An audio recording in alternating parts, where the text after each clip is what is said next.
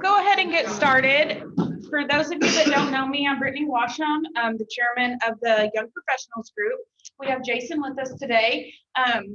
Jeff handed out some flyers that have some upcoming events on them. So be sure and get those on your calendar. We'd love to see you there. Our next Pathways to Success Lunch and Learn will be here at the casino on June 8th. We'll be hearing from Dr. Drake, the new Monette superintendent, get to know him a little bit better and hear about his vision for Monette schools. So if you need anything, if you are new, come see me afterwards for an application. You don't really have to apply to be in, but just so we can get some basic information so we can stay in contact with you, we would greatly appreciate it. So I will go ahead and turn it over to Jason.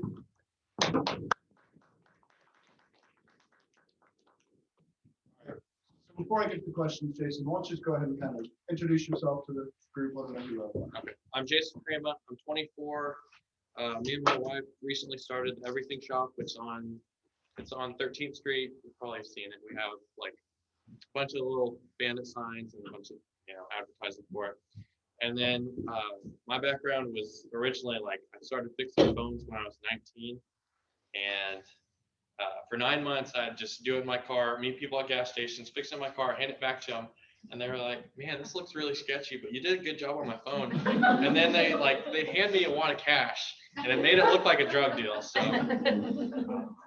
but I guess you got to start somewhere, right? So people kept saying, man, you should really consider getting a store. So eventually I met my business partner, Brian Scott, and he's from Carthage. And we decided to start one in Monette. And it was over by Mo Wings, if you know where that strip mall is. So we were in business there for around 3 years, and then we just recently moved into the building where me and my wife bought the Everything Shop and started that. And then last year we bought iProtect in Joplin, and it's another phone repair store. And it's really cool because the guy sold it to us for 3 times less than I thought he would ever sell it for. And then also, I never thought he'd sell it. So it was really cool how we ended up. And I think I'm a man of faith. So I really think that like us being faithful with our money and tithing and doing all that we've done, I think it just lined it up where God really blessed us with it. I also think that risk is like a down payment for success. So as an entrepreneur, you got to take money and use it and buy something and then either sell it or flip it or do whatever you have to do with it to make money. And I think, whatever, you could risk your time, you could risk your money, you could risk like anything. But if you don't do it, I think eventually you'll regret not doing the things that you think you want to do, but you're too scared to do it.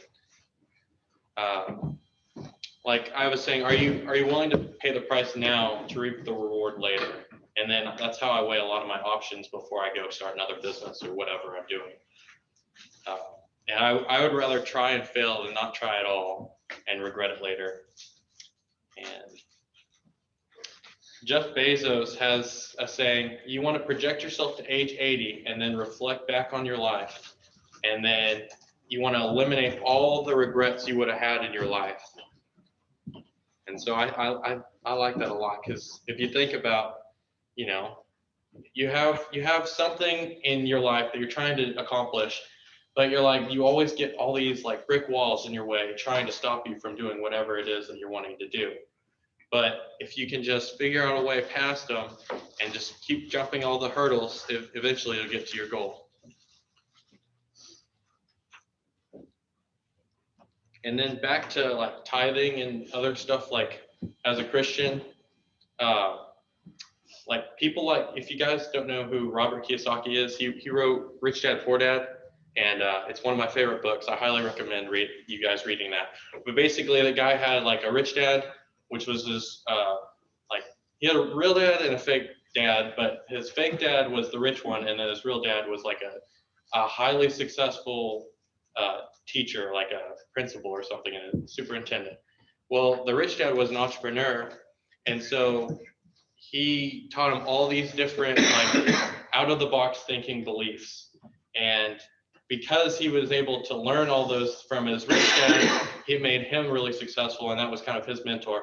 And then he learned, his real dad was in his life and everything, but he taught him a lot of like the middle class thinking and lifestyle stuff. So, but anyways, one of the things he says is whenever he's low on money, he gives money away and then money flows to him, which is kind of interesting. It sounds counterintuitive, but I think if you use God's principles in life and in business, you'll be successful.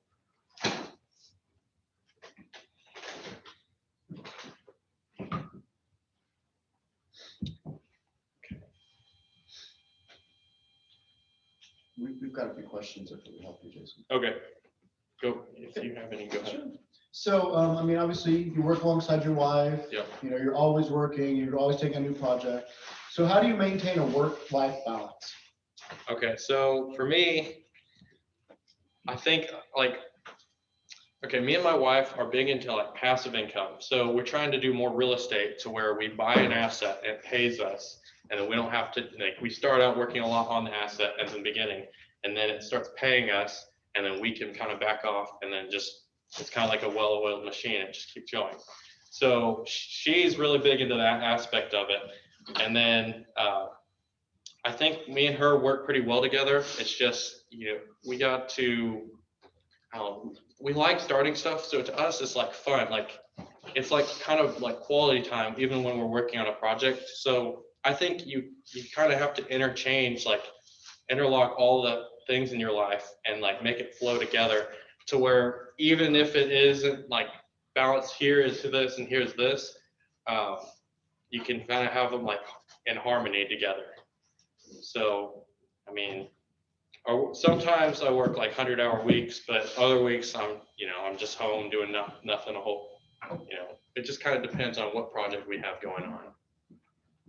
So how do you stay motivated and avoid burnout? So for us, it's like, I have all these big goals that I want to hit, but I know I have to keep growing and moving forward to hit them.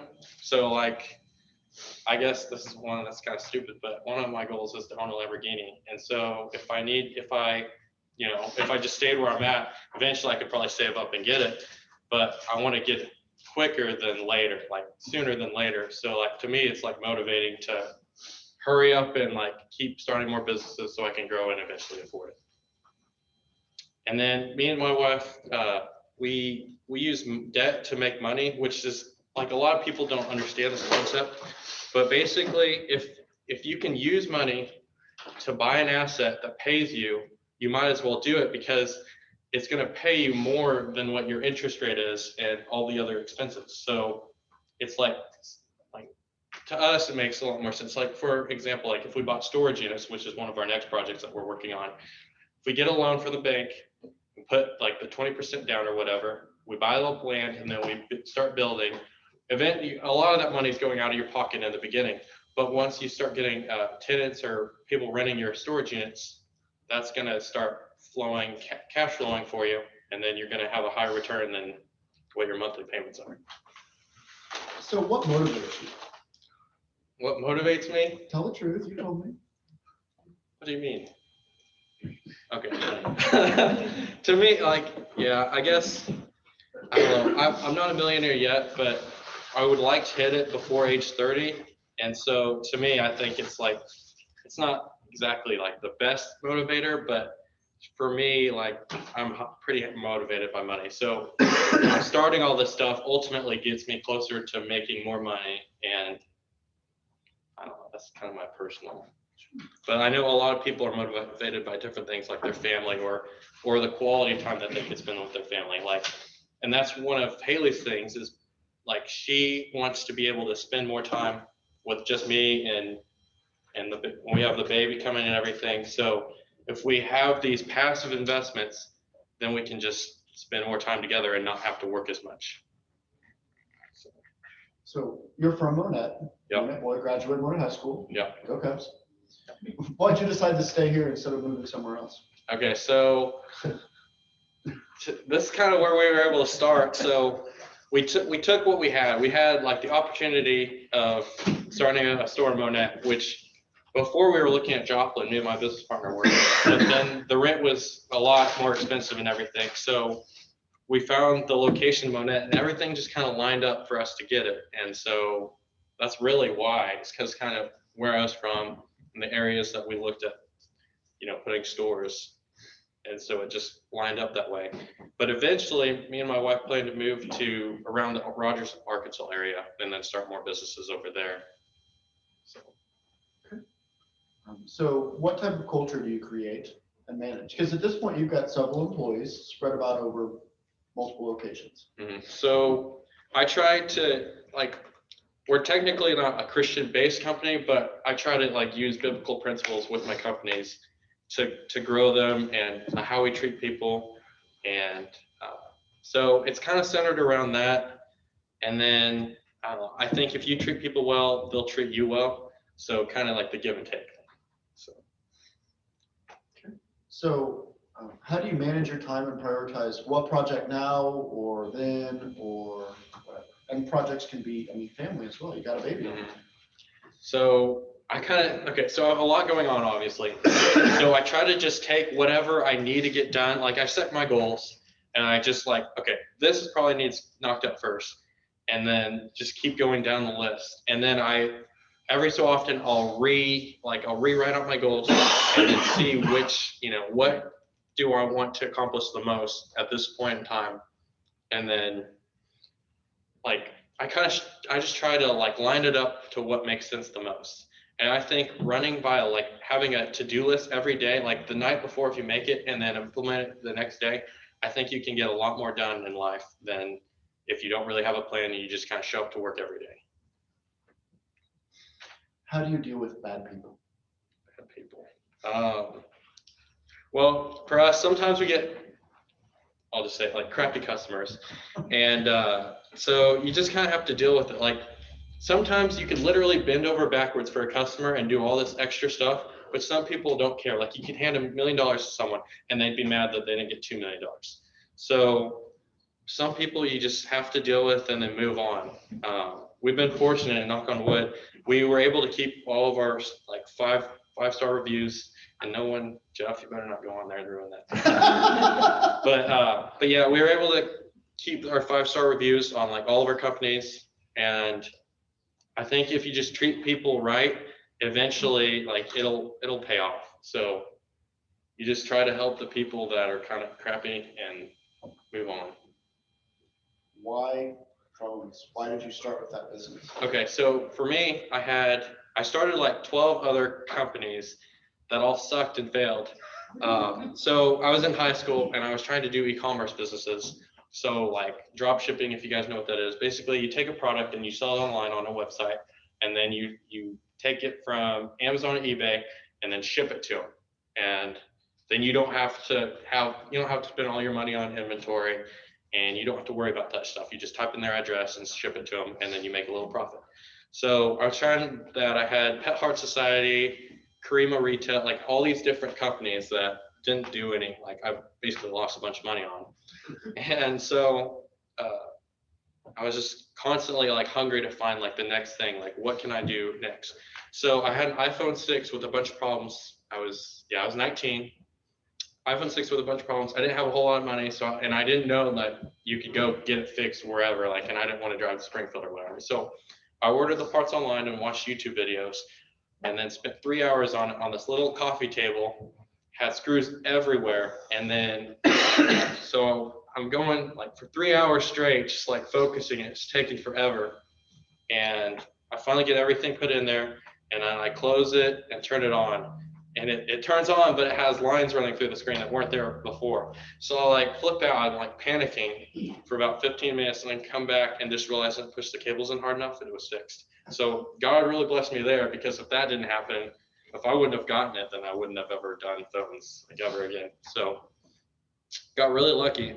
And then at the time I was working at Ark of the Ozarks, and I was well, I could just do this on the side. So like I said, I'd meet people at gas stations after work and stuff, and then just kind of have a schedule where I'd meet people, and then I'd go out and buy phones and then sell them and flip them or whatever. And it worked out really well in the beginning, because I was able to quit my job at Ark of the Ozarks and then jump into starting the store with Brian.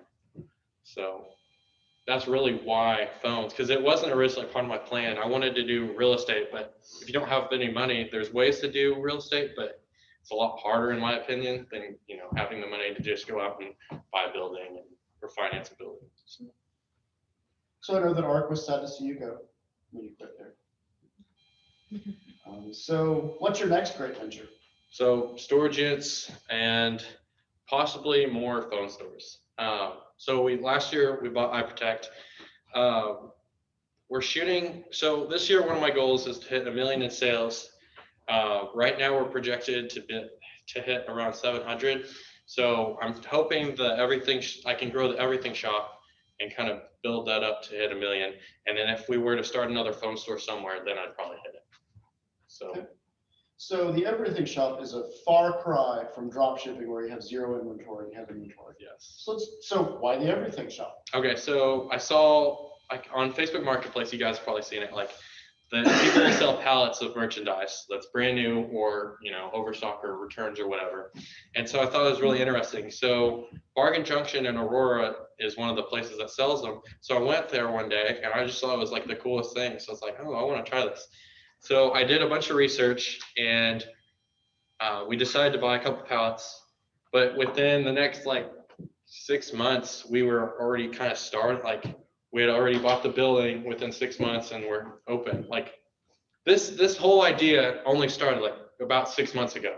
So we've been open for 3 months and within 3 months we had bought the building and all that stuff. So I just basically took the idea and then ran with it. And I don't know, it's a lot more money and a lot more work than I thought I was getting into, but hopefully it'll pay off. I'm kind of irritated because our flood insurance on the building is $420 a month. So if we pay that off, I don't have to worry about it. So that's kind of another goal of mine. But yeah, it was a cool idea. And so we get so far we have Target and Home Depot, and we've ordered several loads of each. And then we're going to start ordering Amazon next. And then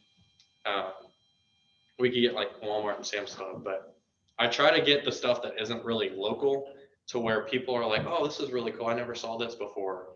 So we get big box products at huge discounts. That's kind of our starting point. Okay. That's really about all the questions. We buzzed through our prepared stuff. So who else has questions for Jason?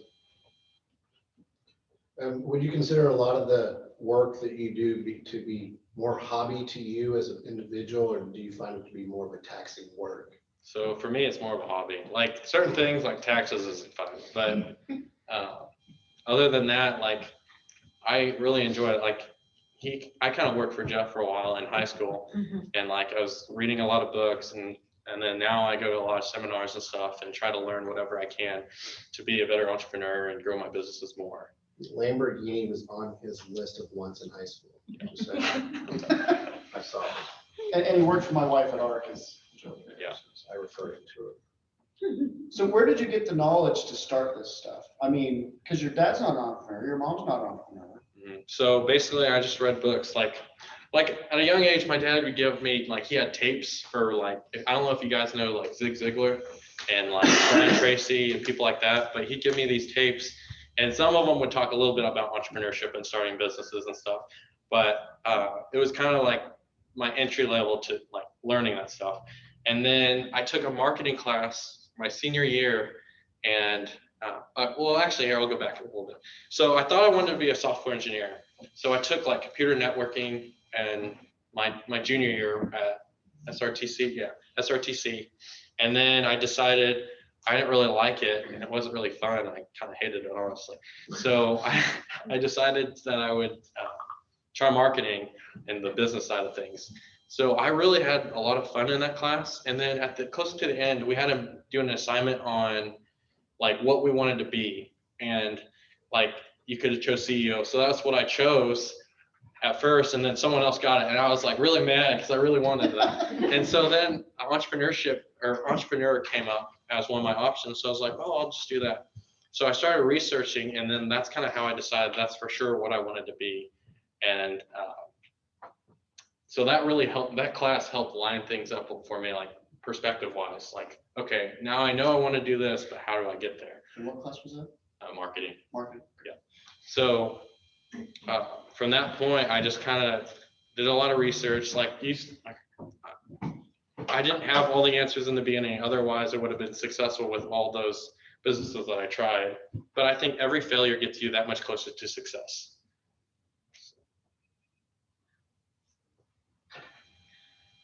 Anyone else? Did you ever have any anxiety or lose any sleep at all? Maybe on all these adventures on your goal to deliver? Sometimes it's kind of stressful. Like, I don't know, we spent a lot more money than we thought on this business.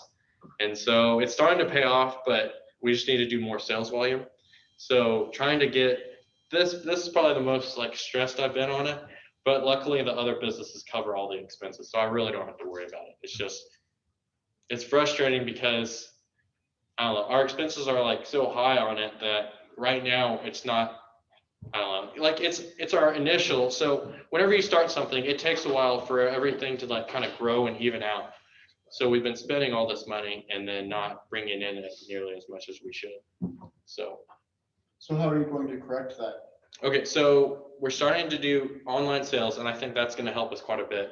And then we're putting our price, the retail prices with like a little screenshot of what it goes for the big retailers, and then put our price, because a lot of people don't know what stuff goes for, so they don't know it's like a huge discount compared to. So those two things have helped. We had our best day yesterday was like $2,000. Like yesterday, we've hit $5,000 throughout all 3 stores, which is our best day we've ever had. For the everything shop, it was $2,000, and that was the best day that company's ever had. We could do that every day. That'd be great. But yeah. And then before that, the 2 phone stores alone had hit $4,200. So if we could just, I don't know, if we could just have those days every day, I'd be there already. But Do you know what made those days special? I mean, because we've talked that Mondays are busy. Mondays are usually our busiest day for phones. Yeah. I think just the right people came, and it's probably a God thing too, because I'm very religious into that stuff. So. Do you have a like debt to income ratio you follow, like when you're opening a new business? Or for example, you mentioned like, I don't really have to worry about this because the other businesses are covering this expense, which I completely understand that. So is there do you have like a rule that you follow as far as you won't take a risk on another one until you have enough income to support that if it's not supporting itself yet? Or will you take more of a risk and do it if you don't have the income to support it? So I take big risks because to me, like it would take, okay, so I'm trying to get there quickly. So if I did that way, it'd be a lot safer, and I'm risking a lot more by doing it the way I'm doing it. But the way I see it is if I want to get there by the ages I want to hit, then I kind of have to take a lot more risk.